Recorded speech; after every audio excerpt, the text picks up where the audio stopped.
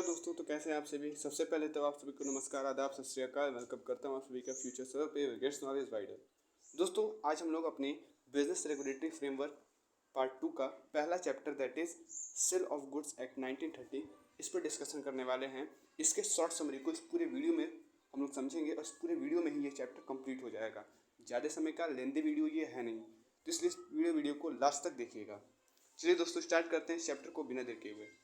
चलिए दोस्तों, स्टार्ट करते हैं अपना पहला chapter that is sale of goods act 1930। इसके अगर डेफिनेशन के बारे में बात करें तो ये जो लॉ है ये 1 जुलाई 1930 में आया था। और ये जो एक्ट है ये पूरे जगह भारत में हर एक जगह ये एक्सटेंड होता है, बट जम्मू एंड कश्मीर में एक्सटेंड नहीं होता, या फिर यूँ कहें तो ये हर एक जगह लागू होता है ये सेल्स ऑफ गुड्स एक्ट, लेकिन जम्मू कश्मीर में लागू नहीं होता है। 1930 से पहले ये जो रूल था जो कि सेल ऑफ गुड्स को गवर्न कर रहा था वो बेसिकली आपका इंडियन कॉन्ट्रैक्ट एक्ट 1872, मतलब ये जो सेल ऑफ गुड्स है इसके या फिर इसको गवर्न करने वाला जो एक्ट था वो इंडियन कॉन्ट्रैक्ट एक्ट था before sales of goods act 1930। यानी कि सेल्स ऑफ गुड्स एक्ट 1930 से पहले 1872 का इंडियन कॉन्ट्रैक्ट एक्ट इसको गवर्न करता था, जिसमें कि सेक्शन 76 से लेके 123 तक है इसके रिगार्डिंग रूल और इसके रिगार्डिंग लॉ। ये जो सेल्स ऑफ गुड्स एक्ट है ना, ये सिंपली या यूँ कहें तो ये क्लैरिटी दे देता है सेल और एग्रीमेंट टू सेल के बीच में, और ये साथ ही साथ कुछ इश्यूज़ को भी ये क्या करता है, कवर करता है। कुछ इश्यूज़ जैसे कि आपका ऑनरशिप का इशू हो गया, ट्रांसफ़र का इशू हो गया, इन सब को ये क्या करता है, कवर करता है। ट्रांसफर ऑफ गुड्स का इशू हो गया, ऑनरशिप का इशू हो गया, इन सारे मुद्दों को ये कवर करता है। It also deals with the sale by auction, साथ ही साथ ये नीलामी से संबंधित जितने भी आपकी बिक्री है या गुड्स को डिलीवर करने से जितने भी चीज़ें हैं उन चीज़ों के साथ ही डील करता है to the transporter and the laws that govern the stoppage of govern in the goods in the transportation. तो ये 3 बातें हम लोग समझी। पहली बात ये समझी कि ये जो लॉ है ये 1 जुलाई 1930 में आया था, हर एक जगह ये लागू होता है, केवल जम्मू एंड कश्मीर में ही लागू ये नहीं होता है। 1930 से पहले सेल ऑफ गुड्स को गवर्न करता था इंडियन कॉन्ट्रैक्ट एक्ट 1872। तीसरी बात हम लोगों ने समझी कि ये साफ साफ एग्रीमेंट टू सेल और सेल के बीच के डिफरेंस को क्लैरिफाई कर देता है। एंड साथ ही साथ ये कुछ मुद्दों को भी कवर करता है, जैसे कि ऑनरशिप हुआ, ट्रांसफ़र ऑफ गुड्स हुआ। साथ ही साथ इसमें हम लोग sale of auction, sale by auction के बारे में जानते हैं या ऑक्शन सेल के बारे में जानते हैं, डिलीवरिंग द गुड्स के बारे में जानते हैं, स्टॉपेज ऑफ द ट्रांसपोर्टेशन के बारे में इसी एक्ट के तहत हम लोग बातें समझते हैं। दूसरे टॉपिक के बारे में बात करें इस चैप्टर का, वो ये है that is contract of sale. अब ये कॉन्ट्रैक्ट ऑफ सेल क्या होता है, तो देखिए सेक्शन 4 सबसेक्शन 1 के हिसाब से एक contract of sale of goods एक ऐसा कॉन्ट्रैक्ट होता है जहाँ की सेलर जो है ट्रांसफ़र करता है या फिर एग्री होता है प्रॉपर्टी को ट्रांसफ़र करने में in goods to the buyer for certain price, यानी कुछ निश्चित कीमत के बदले में गुड्स को देने के लिए सेलर जो है वो एग्री करता है। A contract of sale is a wide term and it includes sale that is absolute sale and agreement to sell that is also known as conditional sale. देखिए, कॉन्ट्रैक्ट ऑफ सेल एक wider term है और इसी contract of cell में आपके 2 topics आ जाते हैं जो कि बहुत ज़्यादा इंपॉर्टेंट हैं, दैट इज सेल और दूसरा एग्रीमेंट टू सेल। सेल का एक और नाम है दैट इज ऑब्सोल्यूट सेल, और वहीं एग्रीमेंट टू सेल का एक और नाम है that is conditional cell. Section 4 sub section 3 के हिसाब से जब भी राइट ऑफ ऑनरशिप या यूँ कहें तो अधिकार का जो ऑनरशिप का जो अधिकार है of a goods is transfer from seller to buyer, जब भी राइट ऑफ ऑनरशिप गुड्स का ट्रांसफ़र होता है विक्रेता से खरीदार को किसी कॉन्ट्रैक्ट के तहत, तो उस दौरान जो लेन देन होता है उस लेन देन को ही क्या कहते हैं, हम लोग सेल कहते हैं। लेकिन जब ट्रांसफ़र ऑफ ऑनरशिप किसी फ्यूचर डेट पे होता है, यानी कि अभी नहीं हो रहा है, ऑनरशिप सिमुलेटनेस नहीं हो रहा है, तुरंत नहीं हो रहा है, जस्ट नहीं हो रहा है, आफ्टर अ प्रेडिक्टेड टाइम या फिर फ्यूचर टाइम में हो रहा है, to be made on the fulfilment of some condition, या फिर कुछ कंडीशन की फुलफिलमेंट होने के बाद वो हो रहा है, that is called agreement to sell. मतलब agreement to sell conditional sale, इसीलिए इसको क्या कहा गया है, कंडीशनल सेल। मतलब कुछ कंडीशन फुलफिल होगा तभी ये सेल आगे बढ़ेगा, या इस पर एग्रीमेंट या फिर ये एग्रीमेंट टू सेल सेल में कन्वर्ट होगा। जब वो कंडीशन फुलफिल हो जाएगा तो ये एग्रीमेंट टू सेल किस में कन्वर्ट हो जाएगा, सेल में कन्वर्ट हो जाएगा, यानी कि ये कंडीशनल सेल ऑब्सोल्यूट सेल में कन्वर्ट हो जाएगा after the fulfilment of conditions. यानी कि कंडीशंस के फुलफिलमेंट के बाद ये आपका जो एग्रीमेंट टू सेल है वो सेल में कन्वर्ट हो जाएगा। मतलब इस एग्रीमेंट टू सेल के सेल में कन्वर्जन में हेल्प करता है आपका फुलफिलमेंट ऑफ कंडीशंस। अब बात करते हैं कि इस कॉन्ट्रैक्ट ऑफ सेल्स के एसेंशियल पार्ट्स क्या हैं। तो पहला एसेंशियल पार्ट है वैलिड कॉन्ट्रैक्ट। पहला जो एसेंशियल पार्ट है वो है आपका वैलिड कॉन्ट्रैक्ट। दूसरे एसेंशियल पार्ट के बारे में बात करें तो वो है टू पार्टीज, दो पार्टीज का होना जरूरी है। तीसरे एसेंशियल के बारे में अगर बात करें तो इसका मतलब है agreement for transfer of ownership, यानी कि ऑनरशिप का जो ट्रांसफर हो रहा है उसमें बायर भी सहमत हो और सेलर भी सहमत हो। तीसरी बात गुड्स। अब ये गुड्स क्या होते हैं? जितने भी आपके एक्शनेबल क्लेम्स होते हैं उनको छोड़कर जितनी भी चीज़ें हैं वो आपके गुड्स हैं, वो आपके गुड्स हैं। तीसरी अगर बात करें तो एक प्राइस होगा। प्राइस कहने का मतलब है कुछ कीमत के बदले ही ये कॉन्ट्रैक्ट आगे बढ़ेगा, अदरवाइज ये एग्रीमेंट या फिर ये जो कॉन्ट्रैक्ट ऑफ सेल है ये आगे नहीं बढ़ेगा। मतलब कोई कीमत होगा, हो सकता है मे बी ये कीमत गुड्स ही हो, बट कीमत होना आवश्यक है, प्राइस का होना जरूरी है। ठीक है, first priority is your money and second priority is substitute of money. ठीक है, तो ये कुछ बातें हैं। अपने नेक्स्ट टॉपिक के बारे में बात करें तो वो है distinction between sale and agreement to sell, कि भाई एग्रीमेंट टू सेल और सेल के बीच में डिफरेंस क्या होता है। तो पहले हम लोग जो बेसिस बनाएंगे वो बेसिस है नेचर ऑफ कॉन्ट्रैक्ट, यानी कि कॉन्ट्रैक्ट के नेचर के आधार पर एक agreement to sell executory contract है, यानी कि इसमें एग्जीक्यूशन होता है। जैसे कि कोई भी कानून बन रहा है तो कानून बन तो गया है, प्रिपेयर्ड हो चुका है, लेकिन उसको एग्जीक्यूट नहीं किया गया है, लागू। ठीक है, तो ये आपका एग्रीमेंट टू सेल एक एग्जीक्यूटरी कॉन्ट्रैक्ट है। और contract pure and simple and no property passes, यानी कि ये कॉन्ट्रैक्ट प्योर और सिंपल होता है, इसमें कोई भी प्रॉपर्टी पास नहीं होता है। वहीं अगर सेल की बात करें तो ये एक एग्जीक्यूटेड कॉन्ट्रैक्ट है। ध्यान दीजिएगा, एग्जीक्यूटरी और एग्जीक्यूटेड में अंतर होता है। एग्जीक्यूटरी मतलब अभी एग्जीक्यूशन उसका नहीं हुआ है, और एग्जीक्यूटेड मतलब उसका एग्जीक्यूशन हो चुका है, उसका एग्जीक्यूशन हो चुका है, वो लागू हो चुका है। तो सेल अपने आप में एग्जीक्यूशन नहीं होता, एग्जीक्यूटरी नहीं होता है, एग्जीक्यूटेड होता है। वहीं एग्रीमेंट टू सेल आपका एग्जीक्यूटरी प्रोसेस होता है। दूसरे पॉइंट के बारे में बात करें या दूसरे बेसिस के बारे में बात करें जिसके आधार पर हम लोग इन दोनों के बीच में डिफरेंस बताएंगे, वो है आपका ट्रांसफर ऑफ प्रॉपर्टी। अब ये ट्रांसफर ऑफ प्रॉपर्टी क्या होता है? तो in sale the property in goods passes from seller to buyer. Sale में क्या होता है कि जो प्रॉपर्टी होता है गुड्स का वो सेलर से बायर को ट्रांसफर होता है, यानी कि विक्रेता से खरीदार को ट्रांसफर होता है immediately at the time of contract, तुरंत, मतलब कॉन्ट्रैक्ट के टाइम तुरंत ही होता है। And buyer becomes the owner, और उस दौरान जो खरीदार है ना वो ऑनर बन जाता है। उस दौरान जो आपका खरीदार है वो उस गुड्स का या फिर उस वस्तुओं का मालिक हो जाता है। बट एग्रीमेंट टू सेल में प्रॉपर्टी जो होता है गुड्स का वो पास होता है सेलर से बायर को किसी फ्यूचर डेट पर, अभी नहीं होगा, मतलब कि प्रेजेंट टाइम पर नहीं होगा, फ्यूचर डेट में होगा, मतलब जस्ट नहीं होगा, कुछ टाइम बाद होगा। और कुछ टाइम बाद कब होगा? कुछ टाइम बाद हो भी सकता है, जैसे कल मैं कर दूंगा, ठीक है, कंडीशन नहीं है। लेकिन मैं बोलूँ कि तुम जब ये कुछ करोगे तभी मैं ये फुलफिलमेंट करूँगा या तभी मैं ये सेल करूँगा। ठीक है, जब कुछ कंडीशन, जैसे मैंने कह दिया किसी व्यक्ति से ए आदमी है बी आदमी है, ठीक है, दो लोग हैं, ए पर्सन और बी पर्सन। अब ये जो ए पर्सन है वो बी पर्सन से बोल रहा है, सपोज दैट कि मैं आज मेरे पास पेमेंट नहीं है, कल मेरे पास पेमेंट होगा तो मैं अब यहाँ से खरीद लूँगा। ठीक है, तो ये कंडीशन है, दैट इज़ कॉल्ड कंडीशन, कि भाई जब पैसा उसके पास होगा तभी वो परचेस करेगा वो चीज़, या वो चीज़ वो बेचेगा, परचेस करेगा। ठीक है, और वो भी कह सकता है कि नहीं भाई आज मेरे पास वैन नहीं है, देखो ना मैं ये चीज़ आपके यहाँ ट्रांसपोर्ट नहीं कर सकता हूँ, तो मैं जब आ जाएगी वैन तब मैं आपके यहाँ ट्रांसपोर्ट करा दूंगा। मतलब कंडीशन दोनों में क्या है, एक में कंडीशन है पैसा आने का, दैट इज़ ऑफ बायर, और सेलर कह रहा है कि भाई जब वैन आएगा तभी मैं ये चीज़ ट्रांसपोर्ट करा पा रहा हूँ, यानी कि वैन की अवेलेबिलिटी ये सेलर की क्या हो गई, कंडीशंस हो गई। और जब ये कंडीशंस फुलफिल होंगे तभी वो जाके सेल में कन्वर्ट होगा, यानी कि उससे पहले ये क्या है, एग्रीमेंट टू सेल है। ये चीज़ हो गया। अच्छा, दूसरी बात कि फ्यूचर डेट का मतलब क्या है? फ्यूचर डेट कहने का मतलब ये बात है कि मान लेते हैं कि भाई कि मैं, चलो क्या बात है, आज नहीं तो मैं कल खरीद लूँगा आपसे, आज नहीं तो मैं कल आपको बेच दूंगा। ठीक है, तो ये फ्यूचर डेट है, इसमें कोई कंडीशन नहीं है। यही चीज़ कहलाता है आपका ट्रांसफर ऑफ प्रॉपर्टी।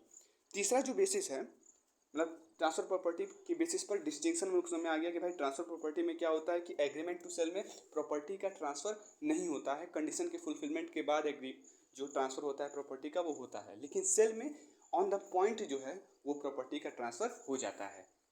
तीसरा बेसिस है रिस्क ऑफ सेल। देखिए सेल में क्या होता है कि जो रिस्क होता है risk of loss, not sale, यहाँ पे मैंने मिसप्रिंट कर दिया है, रिस्क ऑफ लॉस, यानी लॉस का जो रिस्क है वो किसको जाता है। तो देखिए सेल में जो रिस्क ऑफ लॉस है वो बायर पर जाता है, जो रिस्क ऑफ लॉस है वो किस पर जाता है, बायर पे जाता है, यानी कि खरीदार पे, in the case of sale. लेकिन एग्रीमेंट टू सेल में जो रिस्क ऑफ लॉस है वो किस पर पड़ता है, सेलर पर पड़ता है। क्यों पड़ता है भाई, क्योंकि सेल जो होता है वो ना एग्जीक्यूटेड प्रोसेस है, वो तो अब हो चुका है, तो जिसके पास है, जो उसका ऑनर है, और ऑनर ऑब्वियसली कौन है, बायर है in the case of sale, तो इस वजह से जो रिस्क ऑफ लॉस है वो बायर पे चला जाता है। लेकिन जो रिस्क ऑफ लॉस है वो सेलर पे क्यों चला जाता है in the case of agreement to sell, क्योंकि भाई वो अभी एग्जीक्यूटेड नहीं है, दैट इज एग्जीक्यूटरी प्रोसेस, यानी कि उसका भी सेल नहीं हुआ है। तो सेल नहीं हुआ तो उससे पहले किसके पास है, सेलर के पास है, बायर के पास है नहीं। तो रिस्क ऑफ सेल जो है, रिस्क ऑफ लॉस जो है वो in case of sale buyer से पड़ता है, लेकिन एग्रीमेंट टू सेल में रिस्क ऑफ लॉस जो है वो सेलर पे पड़ता है। कारण क्या है, रीज़न क्या है, ये मैंने आपको अभी क्लेरिफाई कर दिया।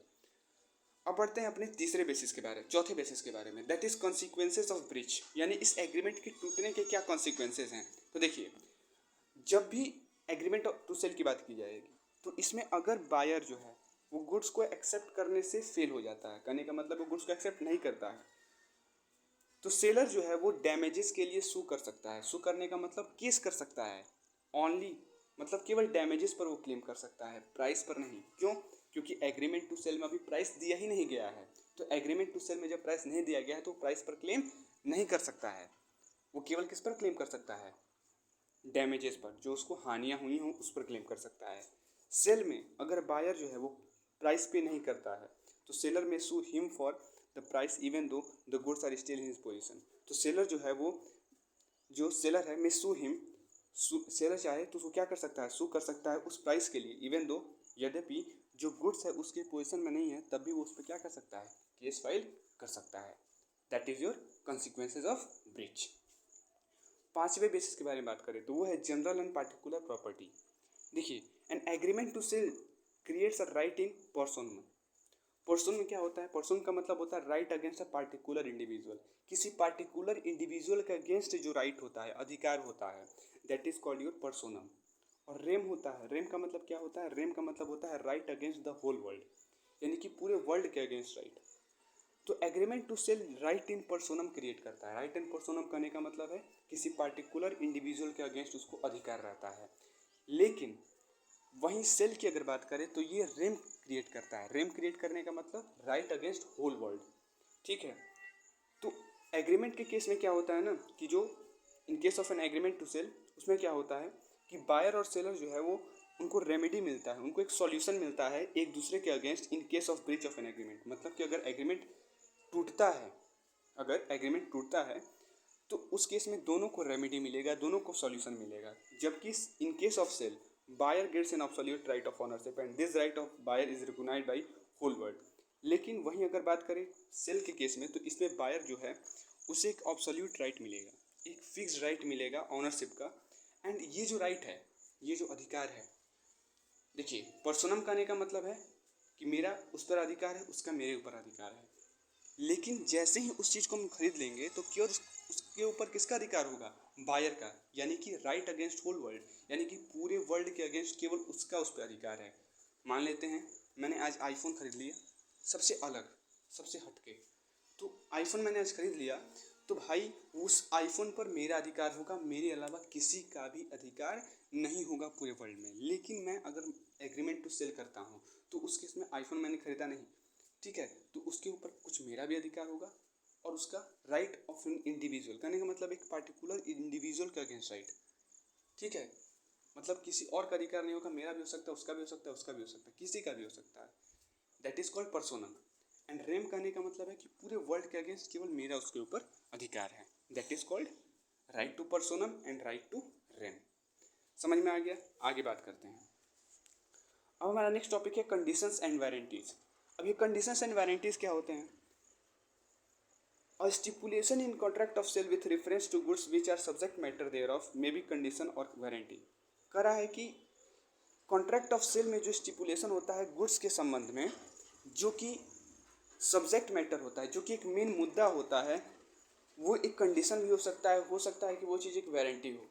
कंडीशन क्या होता है, सेल्स ऑफ गुड्स एक्ट के सेक्शन 12 ऑफ सेक्शन 2 के हिसाब से एक स्टिपुलेशन जरूरी होता है, एक stipulation essential to the main purpose of contract the breach of which gives right to the treat the contract as repudiated. कहने का मतलब है एक स्टिपुलेशन जो कि एसेंशियल होता है कॉन्ट्रैक्ट के मेन पर्पज के लिए, उस दौरान ब्रीच जो होता है मतलब कि जिसके टूटने से उस कॉन्ट्रैक्ट या वो कॉन्ट्रैक्ट पूरी तरीके से ख़त्म हो जाता है, that is called your condition. मतलब ये कंडीशन फुलफिल नहीं हुआ, ये कॉन्ट्रैक्ट नहीं चलेगा, ये कंडीशन फुलफिल हो गया, ये कॉन्ट्रैक्ट चलते रहेगा, that is called your condition. यानी कि कंडीशन वो चीज़ होता है जिसके ना होने से एक कॉन्ट्रैक्ट पूरे तरीके से क्या हो जाए, नस्तो नाबूद हो जाए, ख़त्म हो जाए, that is called your condition. वो कहलाता है आपका कंडीशन। तो ये कहलाता है आपका बेसिकली कंडीशन। यानी कि ये जो बड़ी सी इमारत है ना कॉन्ट्रैक्ट ऑफ सेल की, ये बड़ी सी जो एडिफाइसेज हैं, ये एडिफाइसेज आपके तुरंत ख़त्म हो जाएंगे। ये जो बड़ी इमारत है कॉन्ट्रैक्ट ऑफ सेल का, उसका ये एक तरह से कंडीशन क्या होता है, नींव होता है, फाउंडेशन होता है। तो condition is basically a foundation of the edifices of contract of sale. Contract of sale के एडिफाइसेज का ये एक फाउंडेशन होता है, दैट इज़ योर कंडीशन। दूसरा होता है आपका वारंटीज। वारंटीज क्या होता है, सेक्शन 12 सब सेक्शन 3 के हिसाब से एक वारंटी एक स्टिपुलेशन होता है जो कि एक तरह का कोलेट्रल होता है। कोलेट्रल मतलब समझ आता है ना, कोलेट्रल का मतलब गिरवी रखना किसी चीज़ को। To the main purpose of contract there breach of which gives rise to a claim, जिसके टूटने से क्लेम आ जाता है।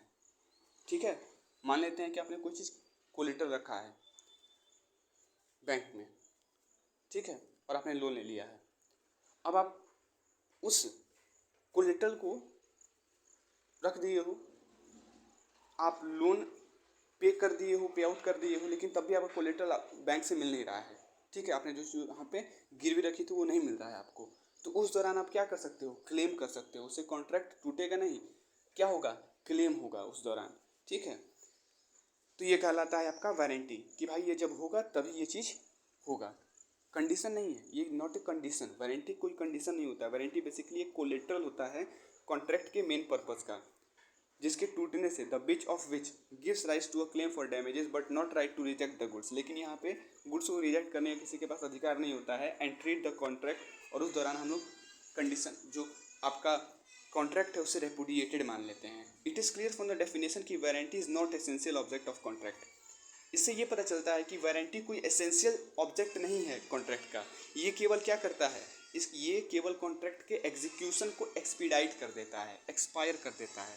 ठीक है, ये कोई आपका एसेंशियल ऑब्जेक्ट नहीं होता है कॉन्ट्रैक्ट का। बट कंडीशन की अगर बात करें तो कंडीशन ये आपका एक एसेंशियल ऑब्जेक्ट होता है कॉन्ट्रैक्ट का। तो ये चीज़ होता है। अब कंडीशन और वारंटी के बीच में अंतर क्या होता है ये भी समझना जरूरी है। तो कंडीशन एक स्टिपुलेशन हो जो कि कॉन्ट्रैक्ट का मेन ऑब्जेक्ट होता है, कॉन्ट्रैक्ट का मेन मुद्दा होता है, जबकि वारंटी एक स्टिपुलेशन होता है which is collateral to the main object, जो कि मेन ऑब्जेक्ट का क्या होता है, कोलेटरल होता है। यानी कि कॉन्ट्रैक्ट का जो मेन ऑब्जेक्ट है उसका कोलेटरल होता है, लेकिन ये एसेंशियल नहीं होता है। वारंटी एसेंशियल नहीं होता है लेकिन कॉन्ट्रैक्ट कंडीशन एसेंशियल होता है। Condition is essential but warranty is not an essential. Consequences of breach, अगर इसकी बात की जाए तो कंडीशन के टूटने से जो एग्रीव्ड पार्टी है जिसको नुकसान हुआ है, टू रेपुडिएट द कॉन्ट्रैक्ट, वो क्लेम कर सकता है damages from the defaulting party. जबकि वारंटी के टूटने से डज नॉट इंटाइटल, ये अधिकार नहीं देता है एग्रीव्ड पार्टी को कि वो क्या करे, कॉन्ट्रैक्ट को ख़त्म कर दे। एंड ओनली इंटाइटल्स, केवल वो क्या कर सकता है, एग्रीव्ड पार्टी जो है वो राइट टू क्लेम, उसके पास क्लेम करने का अधिकार होता है उन डैमेजेस से जो कि अदर पार्टी से उसको हुआ है। तीसरे जो पॉइंट के बारे में बात करें, distinction between condition and warranty, वो है legal effect. The contract ceases to be legal on the breach of condition whereas breach of warranty does not have any legal effect on the contract. Breach of warranty यानी कि warranty के टूटने से कोई legal effect नहीं पड़ता है contract के ऊपर, लेकिन वहीं अगर बात करें कंडीशन के टूटने से लीगल इफेक्ट पड़ता है कॉन्ट्रैक्ट पर। ऑप्शन ऑफ ट्रीटमेंट, ट्रीटमेंट का ऑप्शन, कंडीशन के केस में कंडीशन के टूटने से can be treated as breach, मतलब कि ब्रीच ऑफ कंडीशन को हम लोग ब्रीच ऑफ वारंटी ट्रीट कर सकते हैं ऑप्शन के रूप में on the part of aggrieved party. और aggrieved party can only be compensated by damages, और एग्रीव्ड पार्टी केवल उसको कंपनसेट किया जाएगा उन डैमेजेस के अगेंस्ट जो कि उसको हुआ है, जो कि उसको हुआ है अदर पार्टी से। जबकि breach of warranty there is no option, मतलब कि ब्रीच ऑफ कॉन्ट्रैक्ट का ऑप्शन है, ब्रीच ऑफ वारंटी, लेकिन ब्रीच ऑफ वारंटी का कोई ऑप्शन अवेलेबल नहीं होता है, यानी कि ऑप्शन ऑफ ट्रीटमेंट। तो ऑप्शन ऑफ ट्रीटमेंट किसके पास होता है? ब्रीच ऑफ कॉन्ट्रैक्ट के पास, लेकिन ब्रीच ऑफ वारंटी के पास कोई ऑप्शन नहीं होता है।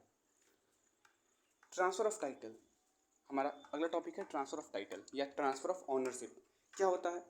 तो ये जो ट्रांसफर ऑफ टाइटल या फिर जो ट्रांसफर ऑफ ऑनरशिप है, ये इम्प्लाई करता है कि जो ट्रांसफर है of all rights to the property in goods from seller to buyer by virtue of which the buyer can use the goods as he desires. ये ट्रांसफर ऑफ टाइटल से होता क्या है ना, कि जो बायर है वो उस गुड्स को जिस तरीके से चाहे उस तरीके से यूज कर सकता है। And this right of the buyer can not be restricted, और ये जो अधिकार है बायर का, उसे मना नहीं किया सकता, उससे रोका नहीं जा सकता है। It is to be noted that कि जो ट्रांसफर ऑफ ऑनरशिप है या जो ट्रांसफर ऑफ पोजिशन और जो ट्रांसफर ऑफ पोजीशन है गुड्स का, ये दो अलग अलग चीज़ें हैं, दो अलग अलग वर्ड्स हैं जिनके अलग अलग मीनिंग्स हैं। A person may be the owner of goods even if the goods are not in his position. एक पर्सन किसी गुड का मालिक हो सकता है, अगर वो गुड्स उसके पोजीशन में नहीं, उसका उसके ऊपर अधिकार नहीं, तभी वो उस चीज़ का मालिक हो सकता है। लेकिन वहीं अगर बात करें, if a person who has the right of ownership, अगर कोई पर्सन इसके पास अधिकार है ऑनरशिप का ऑफ गुड्स, वो क्या कर सकता है? वो गुड्स को बेच सकता है। ये अगर वो उसके पोजीशन में नहीं है, लेकिन वो अगर उसका मालिक है तो वो उसे क्या कर सकता है? बेच सकता है। The right of ownership is transfer from seller to buyer of the goods. और जो अधिकार का जो जो राइट ऑफ ऑनरशिप है, इसका अधिकार किसके पास होता है? सेलर के पास। और ये राइट ऑफ ऑनरशिप ट्रांसफर कौन करता है? सेलर करता है। किसको? बायर को। The transfer of position of goods doesn't necessarily mean that property in goods has also been transferred. Transfer of position of goods का मतलब ये मतलब नहीं है कि जो प्रॉपर्टी है गुड्स का वह भी ट्रांसफर हो गया है। That doesn't mean it. ये मत समझिएगा कि पोजीशन गुड्स के पोजीशन का ट्रांसफर होने से जो प्रॉपर्टी है गुड्स में वो भी ट्रांसफर हो गया है। ट्रांसफर ऑफ पोजीशन अलग चीज़ होता है और ट्रांसफर ऑफ ऑनरशिप अलग चीज़ होता है। ठीक है, that is called your transfer of ownership and that is called transfer of position. ये दो अलग अलग चीज़ें हैं। अधिकार, ट्रांसफर ऑफ ऑनरशिप करने का मतलब उसका मालिक हो जाना, और ट्रांसफर ऑफ पोजीशन करने का मतलब है कि उसका संबंध उसके साथ है या उसका अधिकार उसके पास है। तो ऑनरशिप का ट्रांसफर होता है, पोजीशन का ट्रांसफर नहीं होता है। ठीक है, in the case of sale. अब बात करते हैं कि इस ट्रांसफर ऑफ ऑनरशिप का क्या इंपॉर्टेंस है। हमेशा रिस्क ऑनरशिप को फॉलो करता है, पोजीशन को फॉलो नहीं करता है। यानी कि जो उसका मालिक है उसके ऊपर उसका या फिर उसको उसके ऊपर रिस्क का भांडा जो है वो फूटेगा। दूसरी अगर बात करें तो केवल ऑनर ही क्या कर सकता है? सू कर सकता है। इंसॉल्वेंसी ऑफ बायर और सेलर, मतलब हो सकता है कि बायर क्या हो जाए? इंसॉल्वेंट हो जाए, तो उस दौरान सेलर क्लेम कर सकता है। सूट फॉर द प्राइस, यानी कि प्राइस के लिए वो क्या कर सकता है? सू कर सकता है। जो कीमत उसको नहीं मिला है उस बायर से, उसके लिए वो क्या कर सकता है? बायर पर क्लेम कर सकता है। तो ये सारी चीज़ें कहलाती हैं ट्रांसफर ऑफ टाइटल का इंपॉर्टेंस और ट्रांसफर ऑफ टाइटल। अब बात करते हैं ये अनपेड सेलर क्या होता है। देखिए, अनपेड सेलर क्या होता है?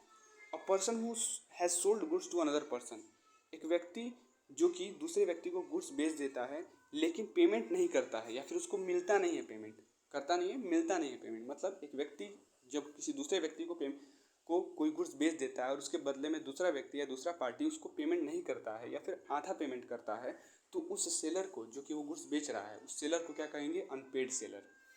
सेक्शन 45 सब सेक्शन 1 के हिसाब से of sales of goods act के हिसाब से अनपेड सेलर वो है who has not been paid the whole of price, जिसे कि पूरी कीमत नहीं मिली उस गुड्स की जो कि उसने दूसरे पार्टी को बेचा है। दूसरी बात, who has been given negotiable instrument, या फिर जिसको एक नेगोशिएबल इंस्ट्रूमेंट दिया गया है बायर की तरफ से, that is bills of exchange. ठीक है, तो ये सारी चीज़ें होती हैं। And the condition on which, और जिस कंडीशन पे it was receive has not been fulfilled by the reason of the dishonour of the instrument of otherwise it is immaterial whether the seller is directly involve in the transaction और is the acting through his agent. हो सकता है कि ये seller हो और हो सकता है कि यह सेलर का कोई एजेंट हो, तो दोनों को ही अनपेड सेलर ही मानते हैं। Sale by auction, last topic, sale by auction. ये क्या होता है? सेल बाय ऑक्शन ये एक तरह का पब्लिक सेल होता है जिसमें कि अलग अलग इच्छुक जो खरीदार हैं वो हिस्सा लेते हैं। The goods are finally sold to the highest bidder, और सबसे, अब बीडर कौन होता है?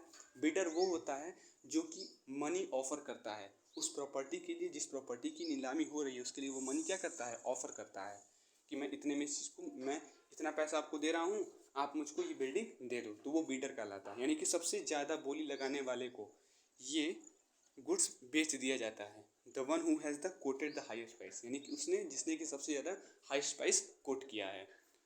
छोटे में कहें तो ऑक्शन सेल वो होता है जहाँ की गुड्स का सेल होता है बिडिंग प्रोसेस के तहत। We read the rules for the auction sale under the sale of goods act 1930, और सेल बाई ऑक्शन या फिर ऑक्शन सेल के बारे में हम लोग सेल्स ऑफ गुड्स एक्ट 1930 में पढ़ते हैं। अब ये सेल बाई ऑक्शन का क्या प्रोसेस है, तो पहला होता है इन्विटेशन। पहले क्या करता है ना कि जो आपका सेलर होता है या फिर ऑक्शनर होता है वो क्या करता है, इन्विटेशन भेजता है इच्छुक या बड़े बड़े बायर्स को। आफ्टर दैट एक कॉम्पिटिंग बिड प्लेस किया जाता है। फिर auctioneer start with the lowest deal price, सबसे कम डील प्राइस के साथ वो ऑक्शनर जो है वो स्टार्ट करता है। Item goes to the highest bidder, उसके बाद आइटम जो है वो सबसे बड़े बीडर को जाता है। एंड फाइनली हैमर जो होता है, हथौड़ा जो होता है, उसका फॉल होता है। एंड जैसे ही हथौड़ा गिरा प्राइस फिक्स हो गया। That is your the process of sale by auction. कुछ रूल्स हैं सेल बाई ऑक्शन के। पहला रूल है गुड्स सोल्ड इन लॉट्स। मान लेते हैं कि बहुत सारे गुड्स हैं तो वो अलग अलग कॉन्ट्रैक्ट में क्या होंगे, बेचे जाएंगे। टाइम ऑफ कंप्लीशन का मतलब है कि जैसे ही हैमर गिरेगा उसका मतलब ये है कि टाइम कंप्लीट हो गया है, गुड्स बिक गया। तीसरी बात, reservation of right to bid. हो सकता है कि ऑक्शनर खुद ना आए, किसी दूसरे व्यक्ति को बिड करने का अधिकार दे दे। यानी कि ऑक्शनर के पास अधिकार होता है दूसरे व्यक्ति को ट्रांसफ़र करने का, राइट टू बिड, यानी कि दूसरा व्यक्ति भी आके नीलामी स्टार्ट कर सकता है उसके जगह पर। रिजर्व प्राइस कहने का मतलब है कि एक ऐसा कीमत जो कि पहले से ही तय है कि जिसके नीचे वो प्राइस नहीं जा सकता है। मान लेते हैं कोई बिल्डिंग का प्राइस है 3 लाख, अब ये रिजर्व प्राइस हो चुका है, यानी कि 3 लाख के नीचे से उसको स्टार्ट नहीं करना है बल्कि 3 लाख 1 से स्टार्ट करना है उसको, ठीक है। तो ये जो 3 लाख है वो रिजर्व प्राइस होगा। कहीं कहीं रिजर्व प्राइस होता भी है, कहीं कहीं रिजर्व प्राइस नहीं होता है। तो रिजर्व प्राइस में ये होता है कि अगर उसके नीचे ऑक्शनर स्टार्ट करता है उसके नीचे से, तो वो कॉन्ट्रैक्ट को वैलिड नहीं माना जाएगा, उस कॉन्ट्रैक्ट को वैलिड नहीं माना जाएगा। पांचवा है रिवोकेशन, या फिर किसी चीज़ को मना कर देना। तो देखिए, अगर हैमर का फॉल हो गया है एंड आफ्टर दैट भी अगर आप रिवोकेट करना चाहते हो रिवोकेट कर सकते हो, लेकिन अगर ऑक्शनर बोल दिया कि नहीं हैमर गिर चुका है अब आप रिवोकेट नहीं कर सकते हो, तो ये जो रूल है वो मान्य नहीं होगा। मान लेते हैं कोई बीडर कहता है कि भाई ज़्यादा पैसा दे दिया, मैं नहीं लेना चाहता हूँ, मुझे हटा दो यहाँ से। तो भाई अगर ऑक्शनर मान गया तो ठीक है, नहीं मानेगा तो आपको उसे एक्सेप्ट करना पड़ेगा। लास्ट है प्रिटेंडेड बीडिंग का मतलब क्या होता है, याद रखिएगा ये जो प्रिटेंडेड बीडिंग है ना, ये एक इलीगल प्रोसेस है, लीगल प्रोसेस नहीं है। प्रिटेंडेड बीडिंग जो होता है वो पहले से ही कुछ फ़ायदा कमाने के लिए क्या कर देते हैं सब, 3 लाख का है 4 लाख से स्टार्ट कर देते हैं सब, यही कहलाता है प्रिटेंडेड बीडिंग।